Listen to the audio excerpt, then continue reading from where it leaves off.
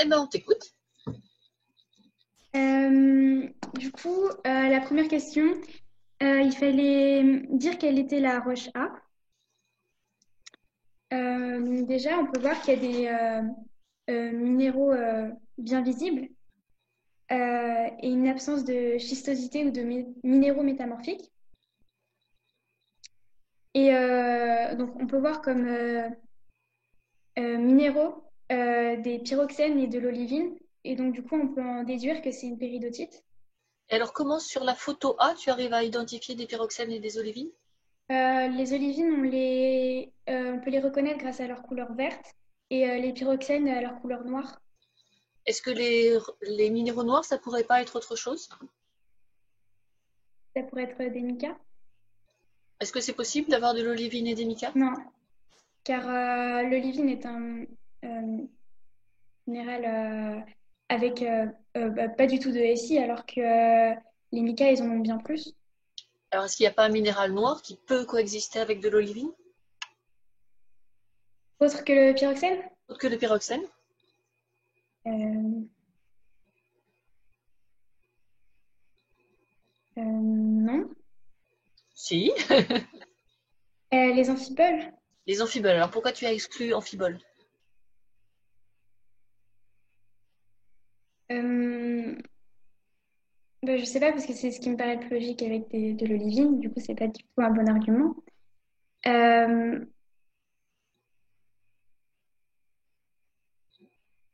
Si ça n'avait pas été légendé, pyroxène, et que tu soupçonnais une amphibole, est-ce que ça serait positionné comme sur la photo B? non, en plus, on voit que c'est craquelé. Le minéral est craquelé. Et du coup, on peut supposer que c'est des pyroxènes. Il y a pas de craquelure du tout dans des amphiboles? Si. Euh, Alors, ce n'est pas au programme de l'agro, mais on ne sait jamais.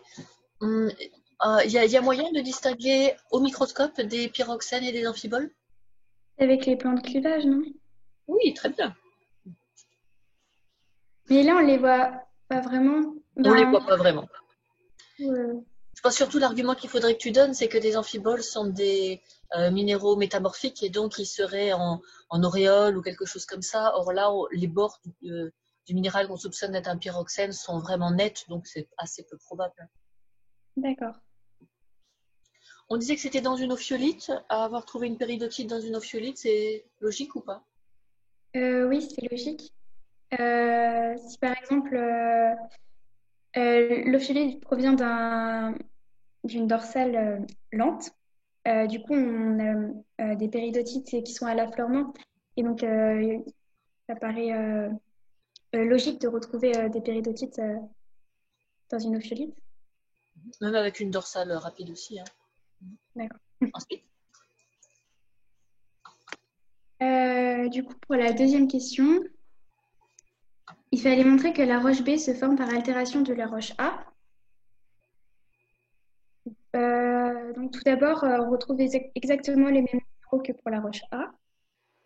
Mais ces minéraux, ils sont bien plus altérés. En fait, la limite entre les deux minéraux est moins nette. Et par exemple, sur la lame mince, on voit que, en fait, on pourrait, attendez. Du coup, on voit encore plus cela sur la lame mince parce que on voit pas la bordure nette des olivines. qu'est-ce que ça Donc, pourrait être qui entoure les olivines? où ça? Ici? Oui, donc on voit les petits morceaux d'olivine bien blancs, puis tout autour, il y a quelque chose un peu gris, verdâtre. Quel type de minéral ça pourrait être selon toi?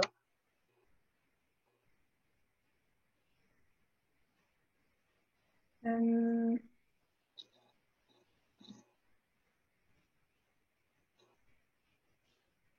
Vu que c'est de l'altération, ça serait des minéraux qui donnent de l'argile. Oui, probablement. Continuons. Du coup, pour la question 3, il fallait expliquer les changements de composition en SI, FE et NI entre les différents horizons. Donc, on peut voir que plus la profondeur augmente et moins on a de fer. Et à l'inverse, plus on a de SI. En fait, on peut expliquer ça avec le diagramme de Goldschmidt parce que les fers sont des hydrolysats alors que SI est un anion. Et du coup, les anions et les cations vont être transportés par l'eau lors de l'altération, alors que le fer, lui, va rester sur place. Donc, ça paraît assez logique qu'on ait moins de SI à la surface et plus de fer, alors qu'on a à peu près la même quantité au niveau de la roche B. Et pour Ni, donc, on voit qu'il y a de plus en plus de Ni au niveau de la saprolite et que après la quantité diminue au niveau de la roche B. Et mais là, je ne savais pas vraiment parce que je ne sais pas du tout. Alors, comment tu peux utiliser les données de l'énoncé qui sont juste au-dessus?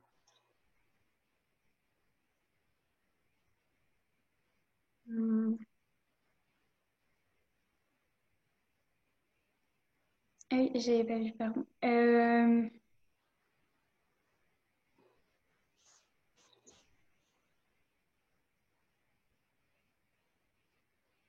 Bah, du coup, le nickel se substitue partiellement euh, au magnésium. Et donc du coup, c'est logique qu'il y ait de plus en plus de Ni au niveau de la saprolite, parce que c'est l'altération de la roche B. Oh, mais du coup, c'est étrange ce que tu dis parce que c'est la roche B qui contient du nickel. Pourquoi en altération, tu me dis qu'elle contient plus le nickel? Il viendrait d'où le nickel supplémentaire? Ah, d'accord.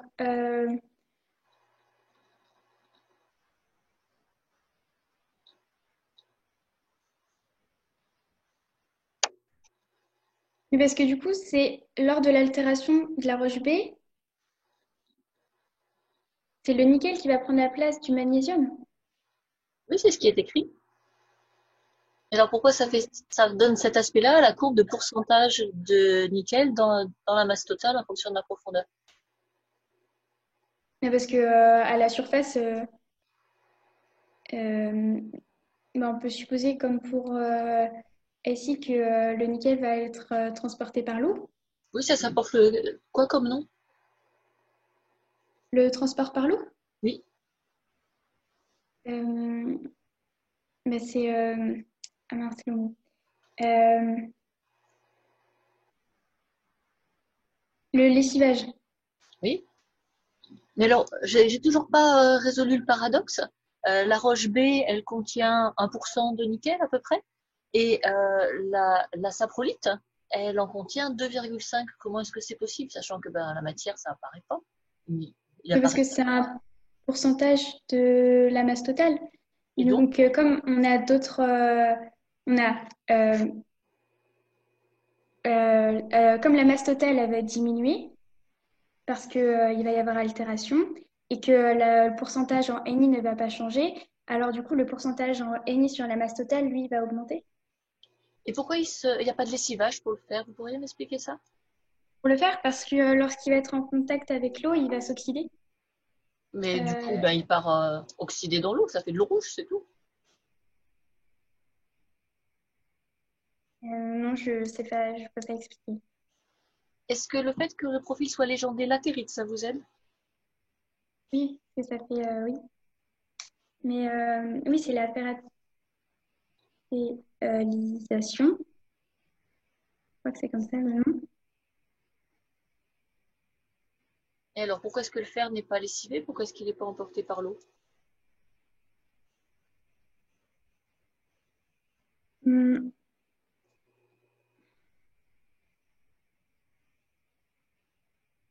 Et parce que le produit de l'altération, ça va être FeOH3,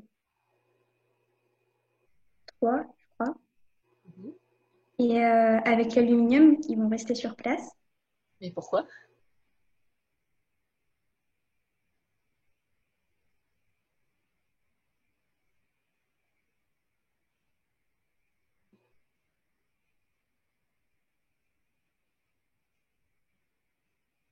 Ça va pas se solubiliser dans l'eau, vu que ça va se transformer en complexe. Alors, quel argument vous pouvez donner pour expliquer le fait que ni le fer ni l'aluminium ne soient solubles? Argument chimique ou Qu'est-ce qui vous semblerait le plus adapté? chimique, non? Oui, alors qu'est-ce qu'on pourrait donner comme argument chimique? Euh,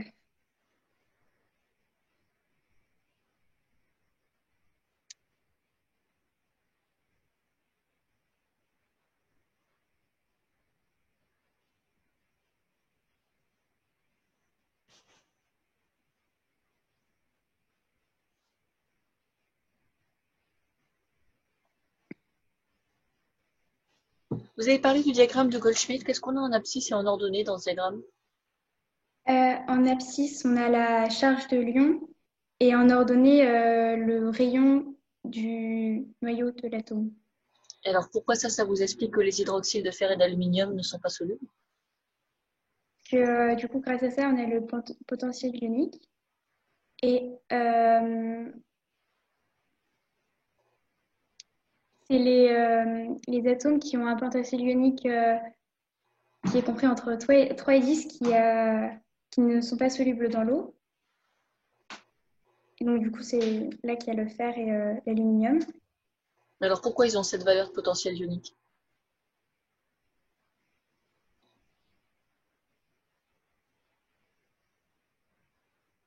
C'est un problème de charge? C'est un problème de diamètre? Euh, de diamètre. Oui, tout à fait. Et alors, du point de vue des ressources, en quoi c'était intéressant ces profils? Parce qu'on peut voir qu'il y a un plus grand pourcentage de ressources au niveau de la saprolite. Et donc, du coup, on a des roches qui sont bien plus concentrées en ces minéraux, en ces atomes que, ailleurs. Et que du coup, ça serait des minerais. Et pourquoi c'est plus facile à exploiter que la roche B? En dehors du fait que c'est plus riche en nickel. Mais déjà, la roche baie, elle est plus profonde. Mais bon.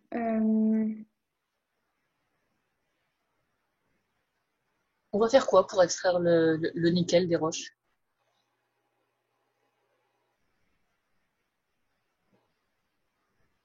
Ah, c'est ce qu'ils disaient. Ah non. Ben, on va les chauffer. Et avant ça même.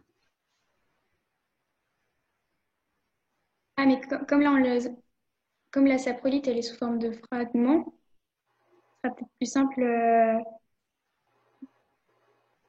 d'y extraire le nickel.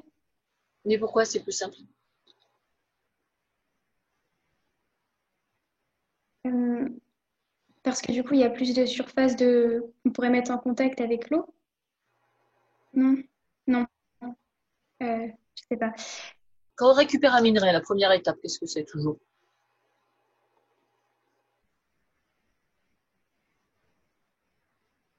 Euh, je sais pas. On broie. On commence par tout broyer. D'accord. Alors pourquoi c'est plus facile de broyer la saprolite que la roche B?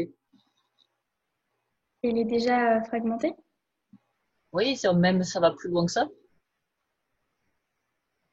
Pourquoi il y a des portions ici qui vont très très facilement se broyer? parce qu'elle est déjà. Enfin, il y a déjà présence d'eau. Oui, ça, on peut Euh, le rajouter, c'est pas trop un souci. oui.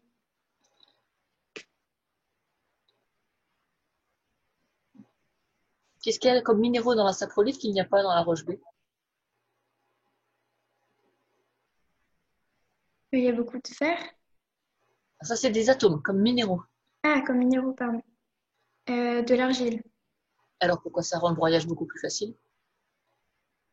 Euh, Parce que l'argile, ça résiste pas du tout à la compression. Oui, donc on va avoir une roche beaucoup moins cohérente, ça va être beaucoup plus facile. D'accord. Continuons.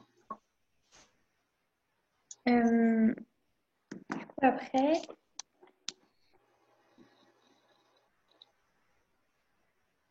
il fallait expliquer les variations de la densité et de la valeur de la perte au feu de la roche B et de la saprolite. Donc du coup, on a une diminution de densité entre la saprolite et la roche B.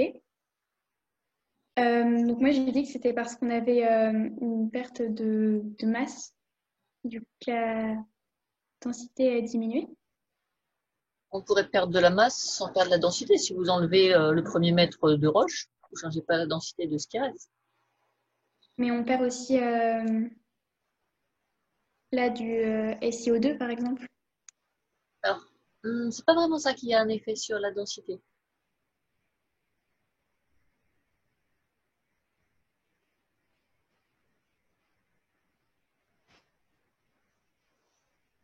Pourquoi chaque fois qu'on voit un profil d'altération, les couches du dessus sont beaucoup, beaucoup moins denses que la roche-mère?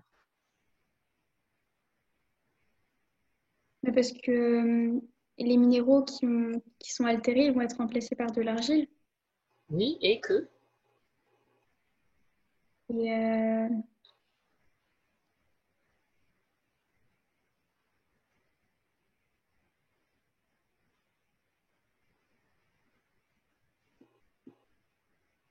vous avez des minéraux magmatiques que vous remplacez par de l'argile. Pourquoi ça a un effet sur la densité? il y a plus de porosité. Porosité, densité, c'est la même chose? Non, mais il y a plus de vide. Du coup, je sais pas comment le dire.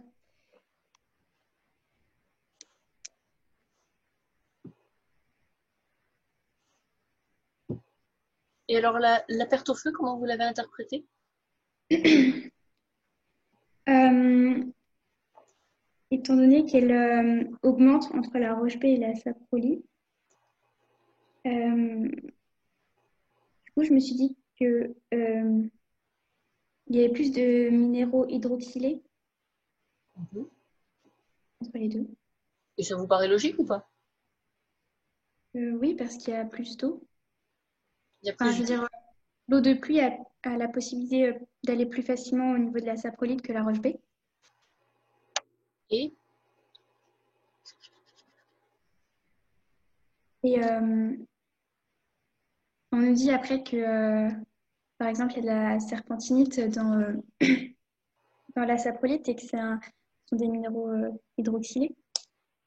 est-ce que si c'était pas de la saprolite, si c'était n'importe quel autre profil d'altération, vous auriez la même évolution de perte au feu?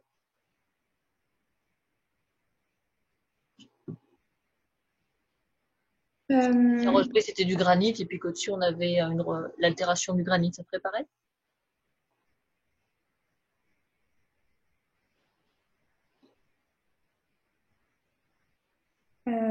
oui, Oui, pourquoi?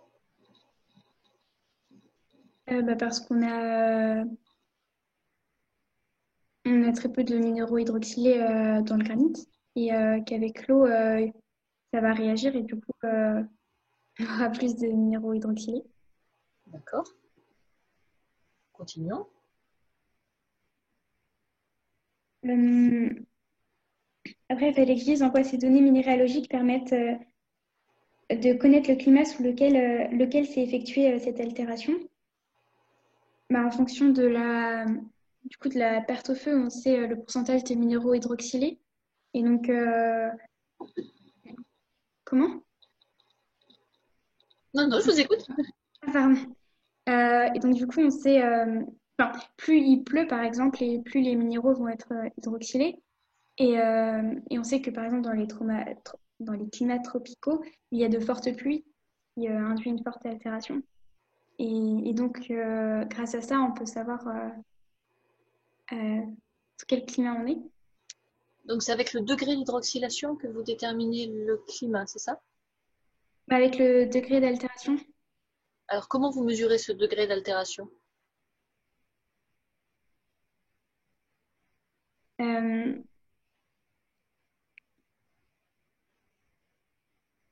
Mais avec la différence de, euh, de densité, par exemple.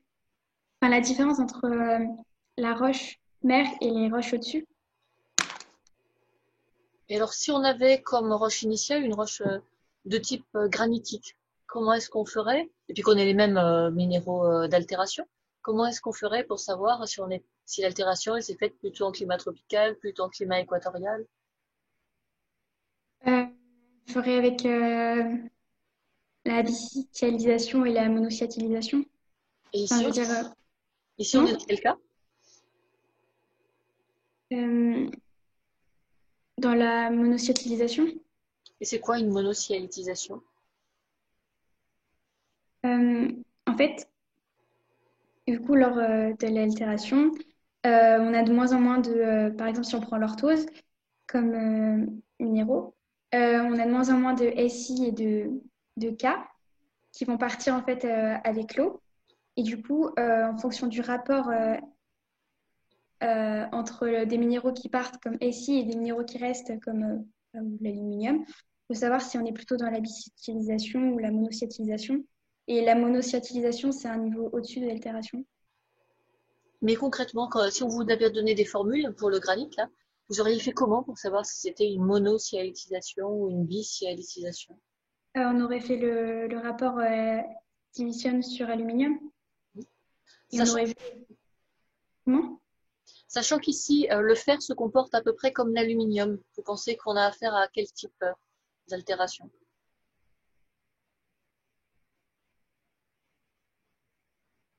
Ben, on a bien plus de fer que de SiO2. Euh, donc du coup,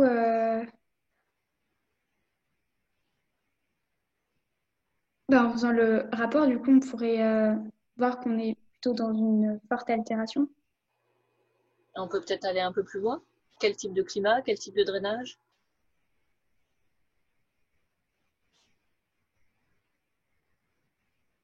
Comment ça, quel type de drainage? Oui, parce que l'altération ne dépend pas que du climat, il dépend aussi du drainage. Oui. Donc ici, vous penchez pourquoi?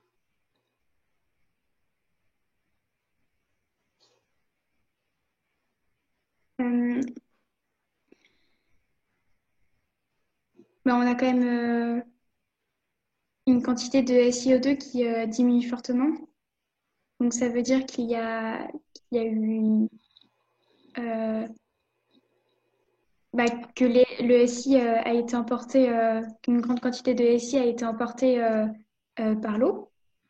Mais on a surtout une quantité en fer qui augmente énormément. On a 7 fois plus dans la saprolite. Donc ça veut dire, bah, pour moi, il y a une forte altération et un Les fortes, c'est tropical, c'est équatorial, c'est de l'eau qui stagne, c'est de l'eau qui est drainée. tropical. Et bah, l'eau, elle est drainée. Alors tropical, si c'est tropical, ça va être une monocyallisation. Donc il ne faut pas regarder le premier tableau de la figure 4, la quantité de fer ou d'aluminium, c'est le rapport au sein d'un même minéral. Donc c'est dans la figure 5 actuellement qu'on peut regarder si c'est de l'allétisation, de la monocyallisation, de la bicyallisation. Or, quand je regarde les minéraux que j'ai dans la figure 5, aucun ne contient à la fois du fer, parce que là, pour nous, c'est le fer plus que l'aluminium, du fer et du silicium à la fois. Donc, j'ai une allétisation, une hydrolyse totale. D'accord. Donc, c'est forcément à la fois un climat équatorial et un fort drainage.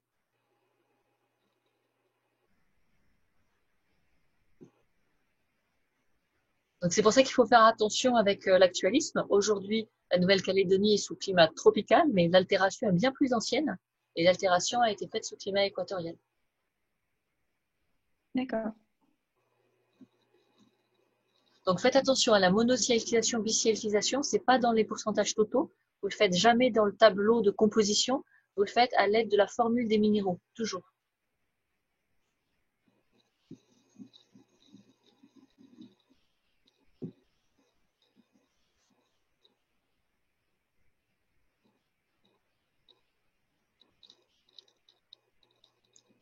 Pour les densités, donc les densités, c'est simplement que la maille cristalline des argiles est beaucoup plus lâche que la maille cristalline d'un minéral magmatique.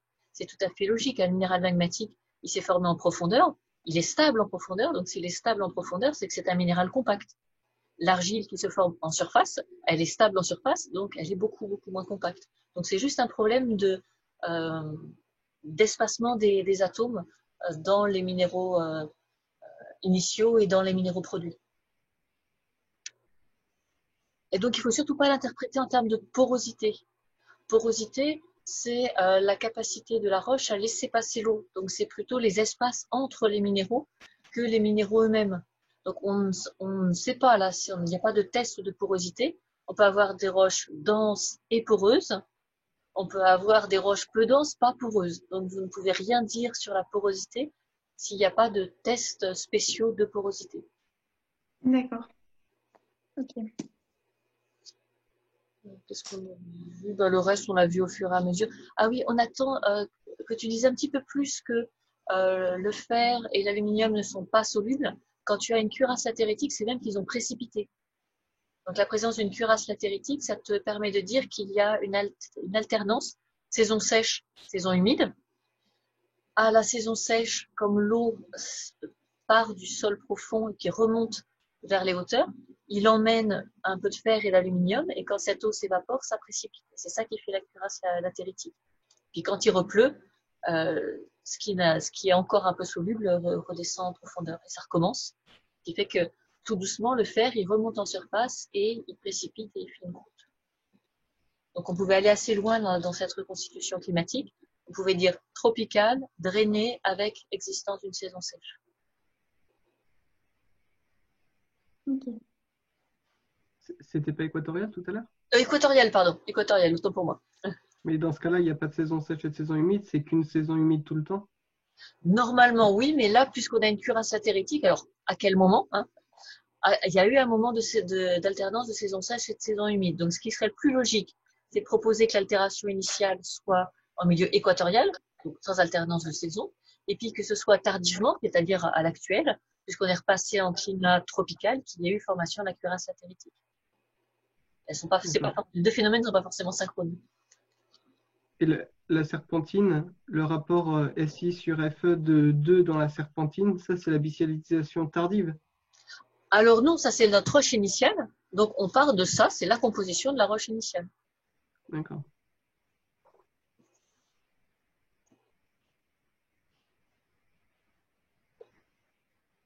Est-ce qu'on a fait le tour? Il te restait des questions, Hubert? Oui, j'ai une question.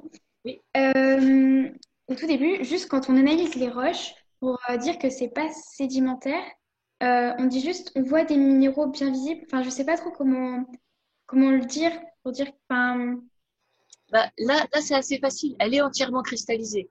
Entièrement cristallisée, tu n'as que les évaporites.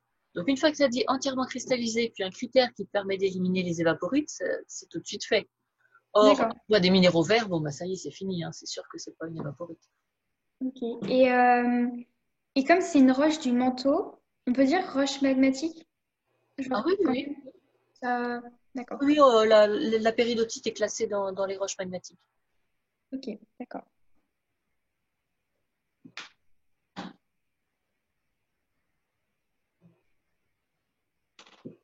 Moi, c'est tout ce que j'avais vu.